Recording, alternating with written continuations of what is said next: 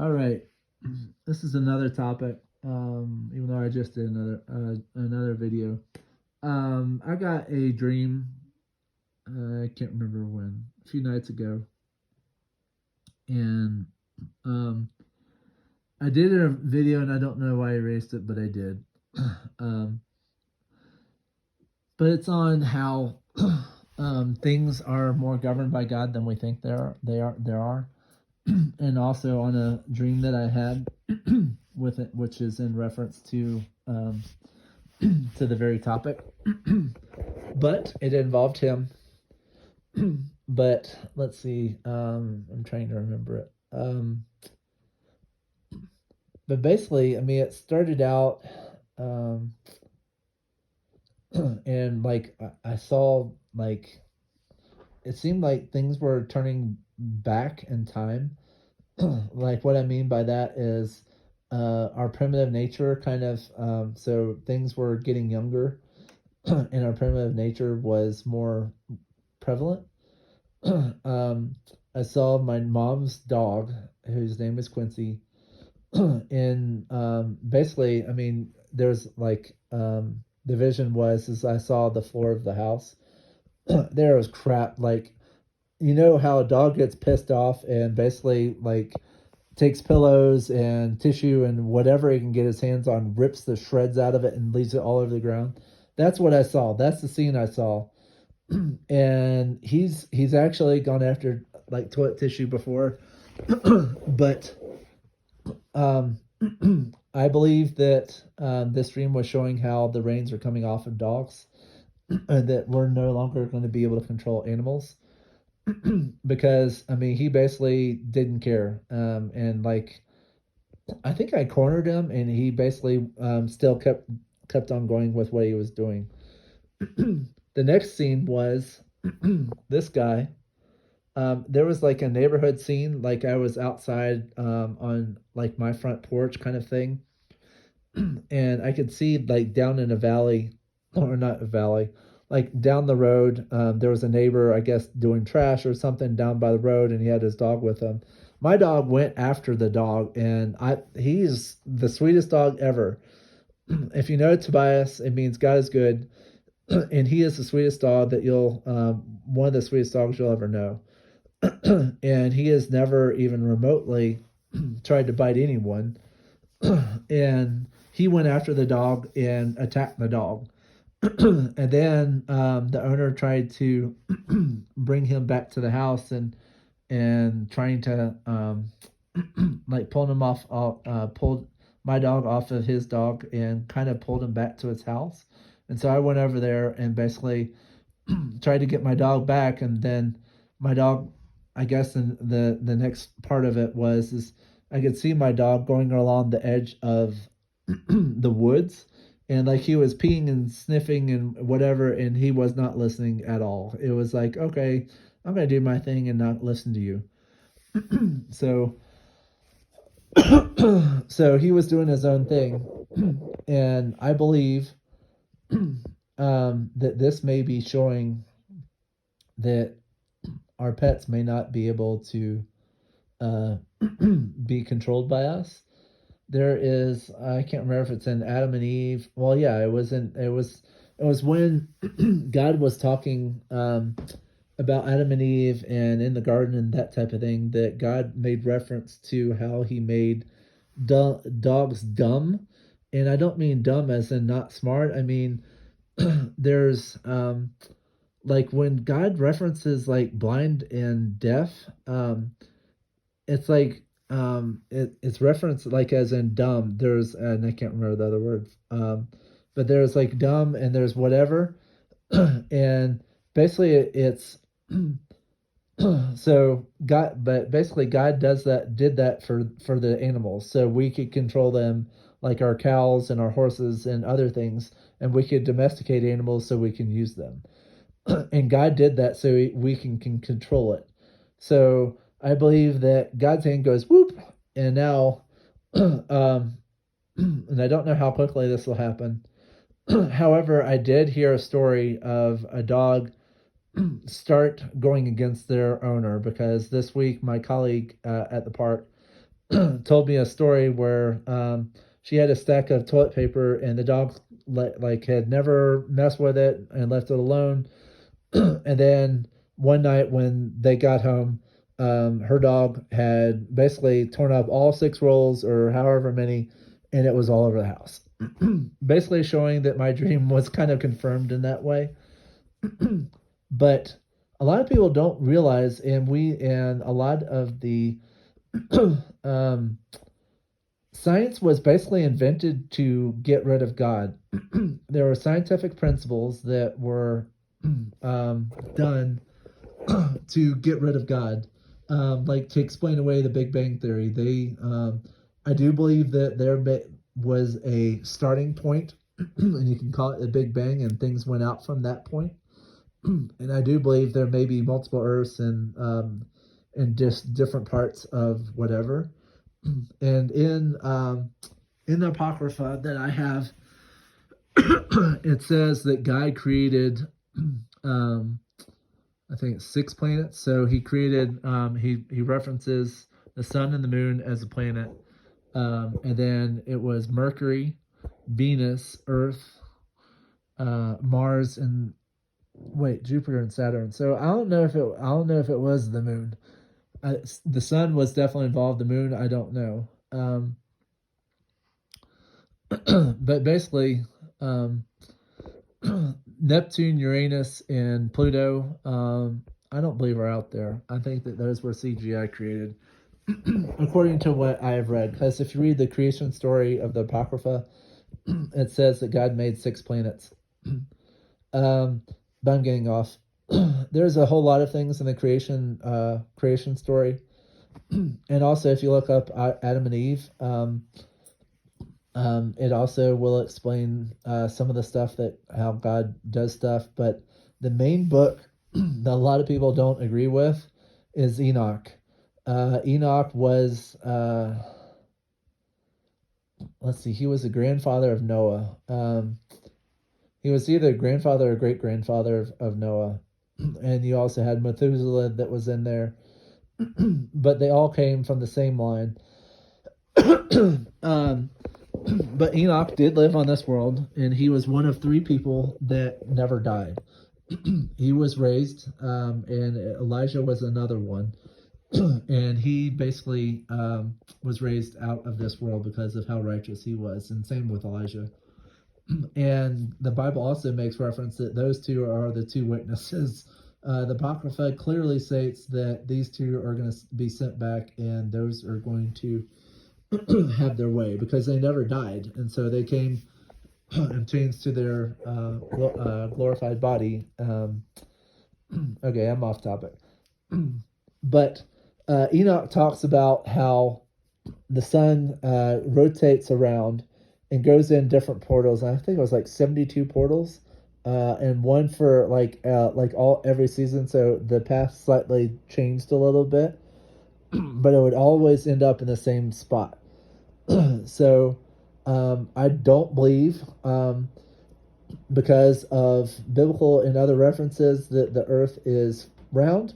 There are so many references. I mean, I think there's 216 or so. Just look up references for the firmament, and you'll see there are so many. And also, God showed me a dream of basically it was like a pillar. So it was like in a corner, but the corner was instead, I mean, it was kind of facing me, and I saw the pillar, and it looked like a kind of a catacomb kind of thing, where you had a top layer and a bottom layer. Like the pillar was between the 2, but you had like a 2 layers, and it was almost illuminated by like candlelight. But what I saw is the pillar was doing this and shaking. You could see rocks crumbling and starting to fall, but you could clearly see that it was shaking. Also, out west, it's way easier to do this. But if you go across the lake, I can't remember the exact curvature, but if you look up the curvature that's supposed to happen for every like X number of feet, see, or feet or miles, but basically there's supposed to be a curve. However, if you look out in Colorado, you can see that it's like, okay, there's not a curve. I can see like 20, 30 miles over there that I shouldn't be able to see. If there's actual a curve, that 20 or 30 miles, it would be below your horizon. But that's not true. But there's things that do happen on the horizon, like there's like the glare and that funky, like as you're going along on the road, you can see that funky little like black whatever that kind of goes away as you go along. But every time that they look at different things, they use, it's called, look it up, it's called a fisheye lens. So when they look at, they on purposely use a fisheye lens that makes everything look curved. And that's what they use. However, if you, when you fly, you'll look out and you'll see nothing but flat.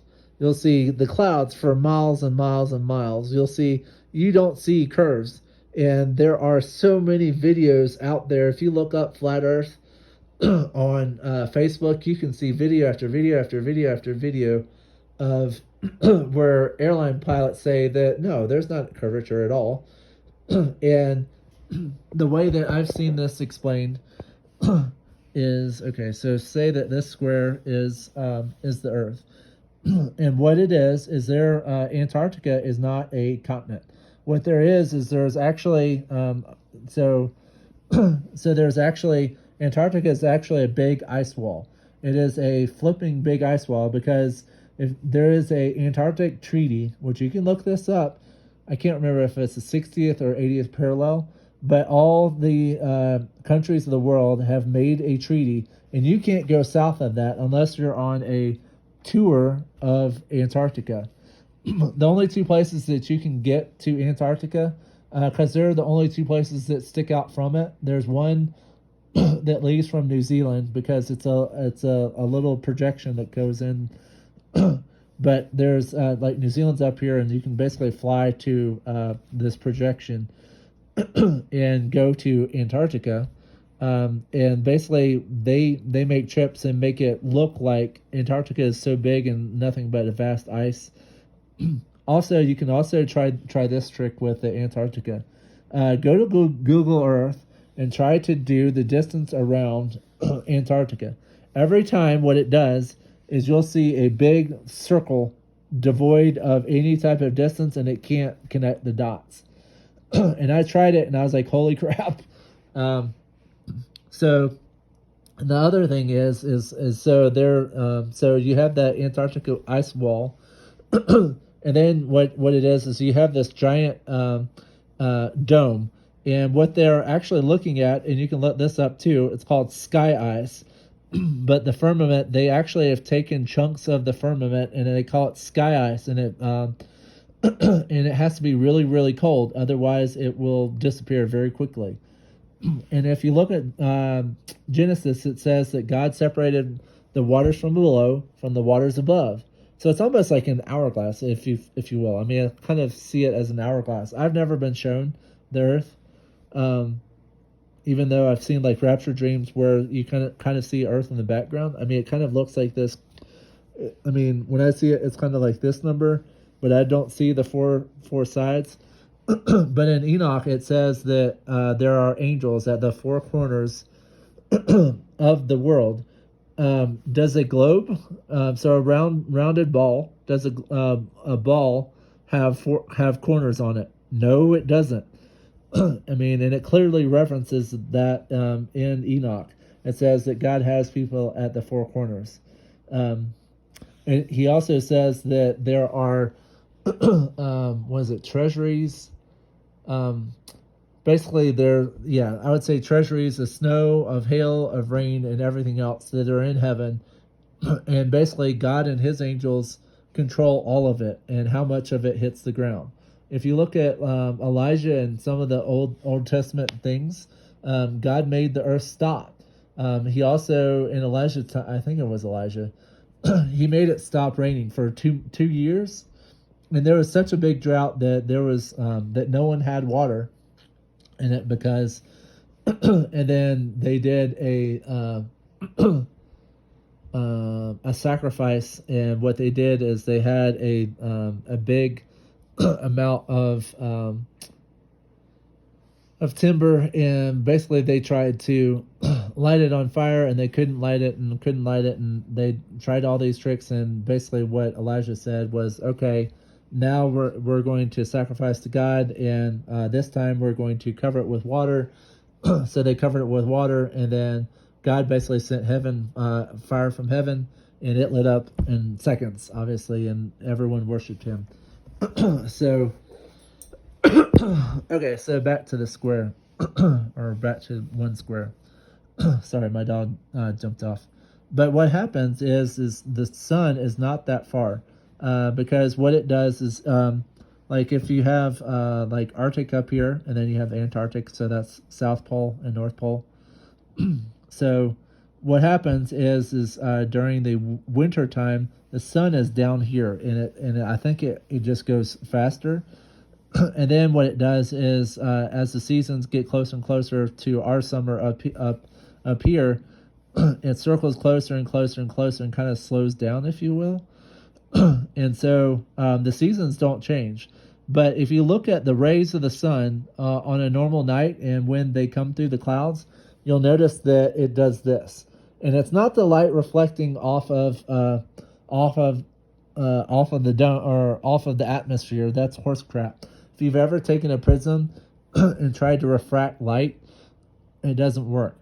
Light will always go through the same way it hits, and will always go through one way. But if you notice the sun, you'll see the rays doing this. They do not, I mean, if the sun were millions and millions of miles away, so you have the big, if the sun were like way, way up here, and you had the earth down here, and so basically, think of it as a flashlight. Actually, I can do one better for you. So you have the square down here. So I have a flashlight in my hand, but you can see how if it's way away, even if I did this number, you can see that all the light goes straight towards that it goes straight towards Earth. And the more further away, I mean, that light is just going to go one way. But if I do this number and get really close, you can see how that light, how you can see how much closer. And I saw this, and I was like, holy crap, that makes so much sense. And God says that He made the sun to basically dictate the day and give light to the day, and then He made the moon to basically make the months and the days, and as a way a guide. But it also says that it's just to provide light at night. The stars, I've actually looked at the stars, and they just look like little balls of light with really strong telescopes. But I mean, all you're looking at is just basically a little dot of light, even with a microscope. I mean, not a microscope, a telescope. So, because I've done astronomy programs, I've worked for 5 different nature centers, and they just look like little dots of light. These little dots of light are actually luminaries, and it says that in Enoch. It says that the stars are luminaries, and they're just little balls of light. It's almost like God made like little, like he took something and just kind of put pinpricks in the top of it so the light could go through. But that's not quite accurate. That just is what it looks like. But it's just like little balls, and they're governed by angels, and they're supposed to do their thing. And when they disobey God, they go bye-bye. So that's why stars disappear, is because they didn't do the right thing, and so they disappeared. So that is your flat earth. But I mean, and all this is written in the book of Enoch. I mean, he controls everything. He controls where things are. He controls the lightning. He made the lightning. And that is said in the Apocrypha as well, where it's God makes the lightning and He makes it hit where He wants. And sometimes it's for judgment and punishment, to get us to wake the heck up. But lightning hits where He wants it to hit. So I mean, what we've made is it's electrons, and there's a like a buildup of electrons, and then the two ends meet from, because I mean, it's almost like a very instant, quick meeting of the two ends. But so lightning is very different than what we think. What other nature points? But I mean, when he talks about worry, I mean, he clearly um, says that God takes care of the grass of the field and the birds of the air. I mean, how can you? I mean, if you do that, that means that you control things. You control when things bloom and where things bloom. You control water to make plants grow into whatever. And what we have done is you've probably seen. They're not. There's two things that the planes can give off. One is a contrail, and what happens is you see the plane flying through the air, and there's just a little bit of white that disappears almost instantly as he flies through the sky. Then you have another form that they actually found called a chemtrail, and they actually have a little on-off switch in their planes that's built into the plane that they can turn on and off. And these chemtrails, you'll see the line coming out of the plane. This is on all videos. You can look it up. I promise you, if you look up chemtrails, you'll see tons and tons of videos on this. But these trails are full of aluminum, cadmium, and strontium and and other elements, and these are supposedly meant to reflect the light. However, you're also seeing crop failures. You're seeing plants not doing the normal thing. And what these things are doing, you're not supposed to have like aluminum foil and everything. I know this is a sidebar, but I have aluminum foil. And when you have so much aluminum foil and other things getting into your body, yes, the body is supposed to have trace amounts of aluminum because it's in our soil and other and in other rocks and that type of thing. But when you cook with it, all those elements get detached from the aluminum foil and get into what you're eating. The same with Teflon. Teflon is horrible for you. If you have anything with that nonstick, whatever, that's called Teflon. And what it does is it breaks up over time and gets in and leaches into your body. And it's you can look all this stuff up. So those are not bad, not good things. But the chemtrails, what they do is all this stuff eventually will make it to the earth, and it pollutes the earth.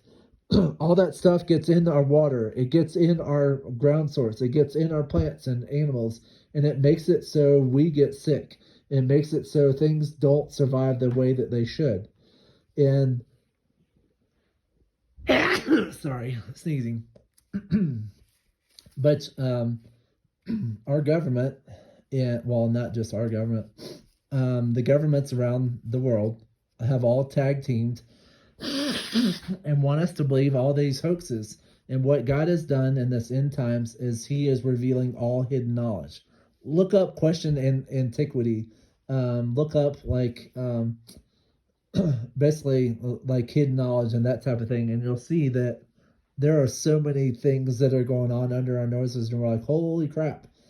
Um, like another one is evolution. Evolution is completely crap. Um, in school, I was taught that this critter goes into this critter, that goes into this critter, that goes into this critter. However, they have never found the intermediary fossils of said critter.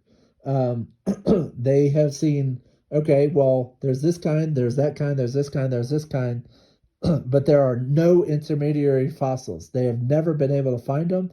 And if you do not have actual fossil evidence, because we have a fossil record and we have Archaeopteryx, we have dinosaurs, we have all these other bones. And I'm not going to get into what they say. They weren't called dinosaurs back in the day. Dinosaurs wasn't invented until like, I can't remember, like 1800s. But they were called actual dragons. The Bible made reference to it and called them dragons.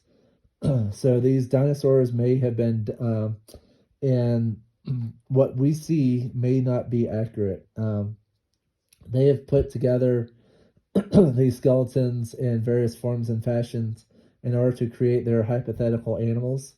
And they're putting a lot of, they're claiming that how they lived and all this other stuff. Oh, well, they lived in savannas. And I can't tell you how many times they've changed the story of a dinosaur since I was a kid. They first started out, okay, they had thin skin and they lived in this dry environment, and now and then it became, oh, well, some of them are hairy and they lived on tropical islands. And then, so their story keeps changing. So obviously something's not adding up if their story keeps changing. But Archaeopteryx is probably the closest. I mean, that's all no. That Archaeopteryx is like the first bird, but they have never been able. If you had a actual evolution of one kind to another, you would have the intermediary. You would have the intermediary fossils to prove to you that what they're saying is complete truth. Well, in actuality, what they're saying is complete horseshit. It is completely false. It's completely wrong. We did not come from the ocean. We did not. Supposedly, mammals started out as whales in the ocean, and then somehow got onto a like amphibious way where they're where they're land in water, and then they got to land. That's crap. Evolution doesn't exist. And also, I mean, Darwin's finches. They claim that that's evolution. And all they're claiming is the beaks of birds. That's not a kind changing from one to another. That's just basically the birds' beaks adapting to their different situations on the different islands. I mean, that's what you can prove today. It's called the Bird Beak Challenge, and it's on, was it Project Bird, or I can't remember. Flying Wild, and it's a collection uh, of nature programs, and one of them's called the Bird Beak Challenge, and you have basically different things, and and it shows how like you need a straw to get water, you need like little tweezers to get like seeds and that type of thing. You need more of a nutcracker kind of whatever to get into like hard shelled things like hickory nuts or oak nuts or others, so they can bust open, so they have a more of a hard beak. And then you have like raptors that have this piercing beak, and they're able to tear flesh with their beak, so they're very evolved, and they are very, yeah, they're pretty cool. But so evolution is completely hogwash. It's not evolution, it's adaptation. Yes, things have adapted to where they live. They have changed the way that they hunt. They have changed the time of day they're out. They have changed the way their eyes work. They have changed the way, I mean, so yeah. And Noah had all the animals on board.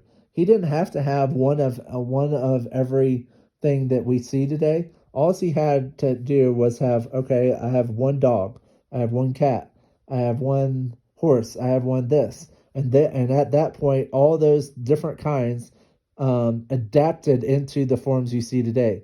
So, like, if he had one canine so that canine formed wolves, it formed coyotes, it formed foxes. I mean, it's formed our modern dog, and you can see how many times our dog has gone into different things, because you have a Labrador, you have a Pit Bull, you have a Golden Retriever, you have a Beagle, you have a Chihuahua, you have a Wolfhound, you have a you name it, we have it. We have a Golden Doodle now that it's supposedly hypoallergenic. Um, so, yeah. So you can see my point. Noah didn't need to have everything. He just needed to have the starting reference point for all of those kinds, and then they went from that point. And he also, I mean, there was resting spots for the birds, but and they were inside. But all the fishes and everything that were in the ocean, they didn't have to be in the boat, so they didn't have to have a whale. The whale probably would have sunk the boat for. It's kind of funny. It's like, okay, well, we have a blue whale. Ploop. There goes the boat. Yeah. And also, another thing is us. They're claiming that we started out as Neanderthals and complete and utter morons and idiots and whatever, and that we lived X number of years ago, and that they evolved into, can't remember, like the Paleolithic men and all this others. And um, and if you look at, they do supposedly have skeletons. However, our skeleton is made up of, I can't remember, like 150, 200, and maybe more than that. So it's made up of like 200 bones. What they found of these supposed skeletons is they found like, and you can look this up by the way, they found like 8 bones of said person. And then what they did is they made the other bones in reference to those and making it look like whatever they wanted. And also, if you take the whole entire DNA sequence of chimps and compare it to the whole DNA of humans and compare it, we are like 10% like them. So we are not chimps. And also, I mean, you've seen the diagrams. You've seen where it starts out as a chimp and it gets to a more to a chimp man, then more of a human man, and then to a human. However, what they have also hidden from you, you can look this up too. There were giants, and this is where Enoch comes out.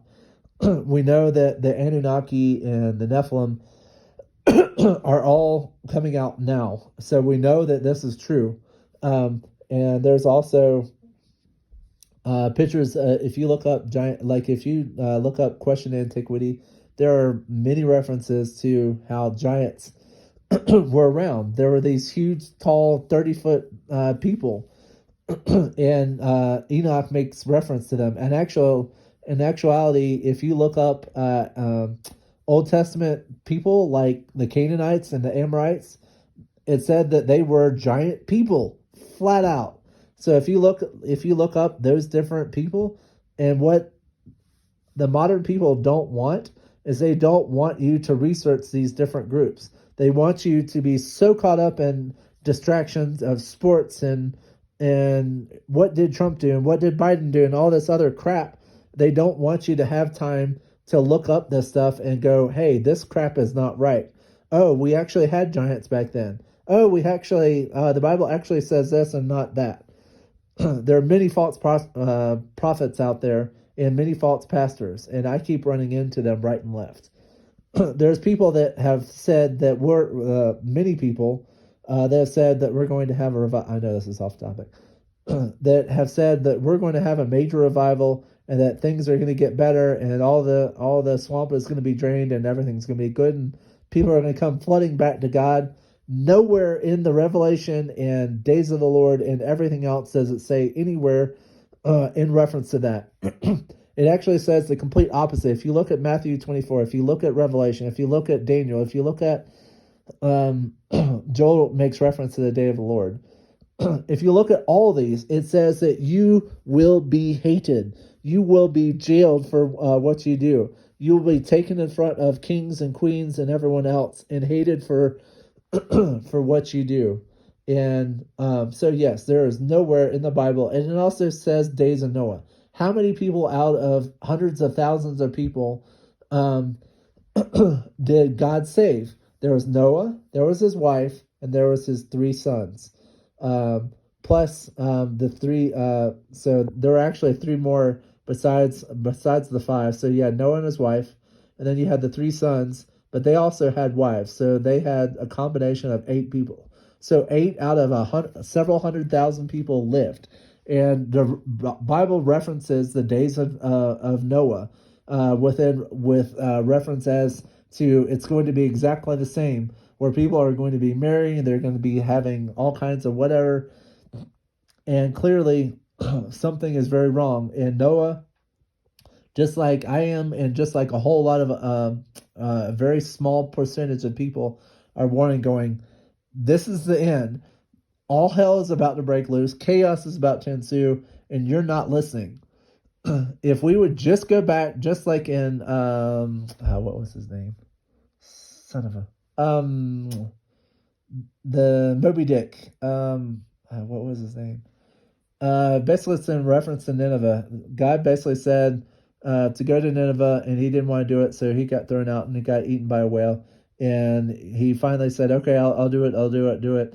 He went to Nineveh. Nineveh basically said, "We're fasting. We're not eating or drinking for 3 or 4 days, and neither man nor beast will eat or drink." And so that's what they did, and God saw it, and He was like, "Okay, you're now blessed. You're now my people, and I'm going to take care of you." The thing is God has told that to us through God's Healer 7, through myself and through others, that if we would just repented years ago, or like a year or two ago, God would have stopped all of what's coming. But because we were stupid and pigheaded, and everything basically has to go to a point. Yeah, He's going to destroy this world. So all that's coming. This so-called climate change is nothing more than God's judgment. It says that birth pains will increase in reference to natural disasters, in reference to famines and pestilences and wars and all that, which God uses to bring judgment and wrath and anger and all that against people. These are nothing more. All the floods you're seeing, all these hurricanes that you're seeing ramp up, all these things that you're seeing are not climate change. They are God's wrath trying to wake you up, going, "Hey, this you can lose everything, but if you lose your soul, you're going to go, and if you die and you don't have me, you're going to go down." So we're trying to wake you up. Climate change is a complete and utter sham. And when I was a kid, and I'm turning 44 next to not this coming Tuesday, but the following Tuesday, but I'm turning 44. And when I was a kid and went to science museums, we were told back then with graphics and everything else that by 2015, 2020, that Florida would be underwater by 20 or 30 feet. Has that happened? No. I actually live. We have a cottage on the Florida coast, and I have not. I have not seen the water go up more than maybe a foot in 40 to 50 years. And they're claiming that it's gone up by whatever. And God actually, when He made the water and everything else, He put demands on the water, saying you can only go this far. And the Bible clearly makes reference to it. He made land, and basically He made water in its place, and He made land in its place. And basically He gave boundaries to both of them. And so they fight with each other and go, okay, and you have the tides and that type of thing. But but climate change is complete hogwash. That is nothing but God's judgment. And if we were smart and actually watched the Bible, we would realize, hey, God's trying to wake us up. But we're too stupid and stubborn to realize it's God. We've come up with every reason not to worship Him. We like our sin too much. We like the darkness too much. We want to do the wrong thing. We want to just do what we're not supposed to. There are very few people that have given up this world, including me. I have turned off TV. I've turned off music, movies, and music. I have. I live up here in this little building. I live on a park.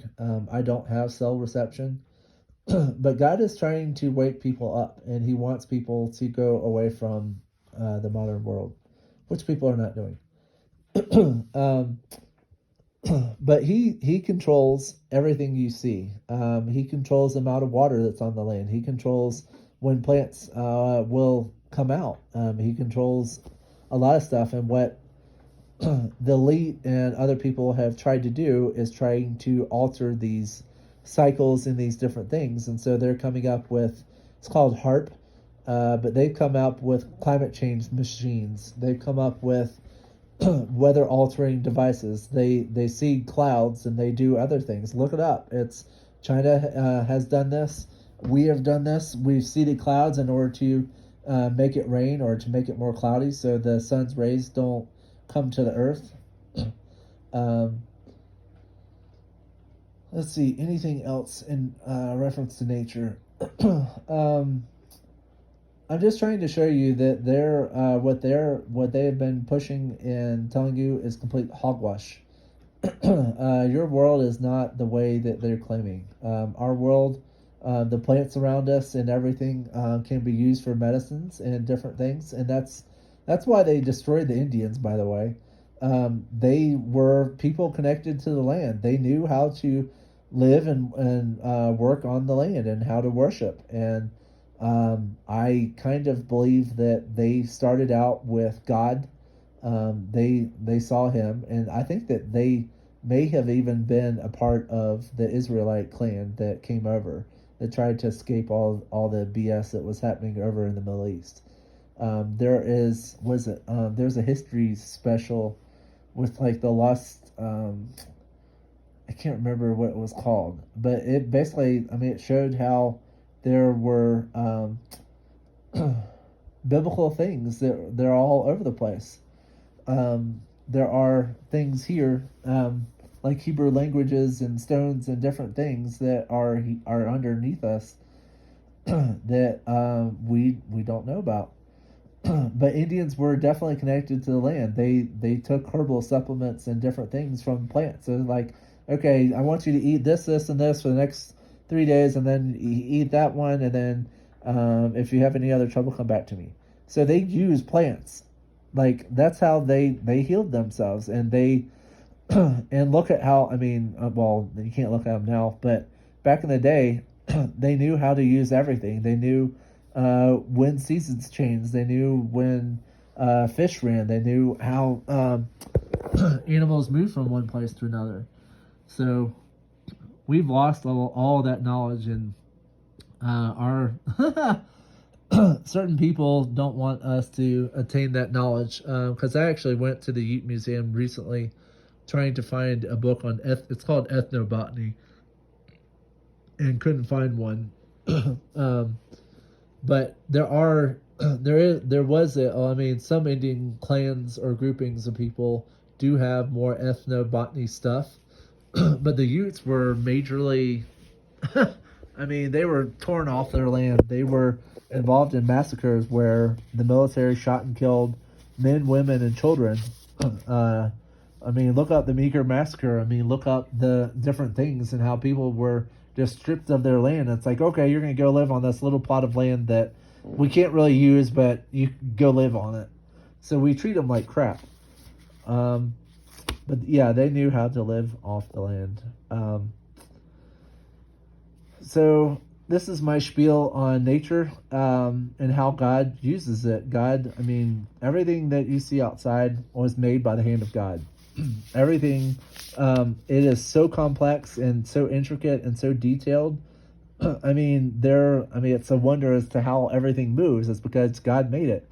He made the bugs. He made all this stuff because the bugs, he had to make a whole lot of them because, I mean, bats alone can eat 6,000 to 8,000 bugs in one night. So if you multiply that over a lifetime of a bat, I mean, that's like hundreds of thousands of bugs, if not millions of bugs. So there have to be a lot. So the prey that are like at the bottom of the food chain and whatever have to be more numerous than the top. Like when you have an apex predator, there's a lot fewer and there's not as much. And we're not going to go into that tonight.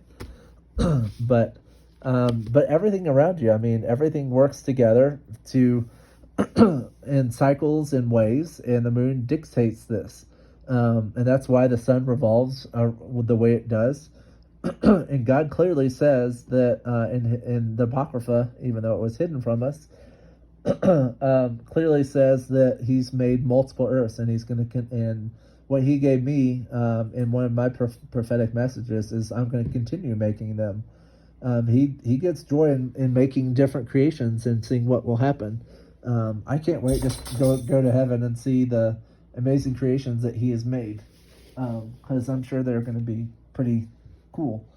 I mean, there's some like some of the angels. I can't remember their names, but if you look up angels or that are probably in heaven, there's some really weird ones. Like there's ones like that have like this floating eyeball, and that they have all these circular parts, and they all have eyeballs all over them. That's like, okay, what?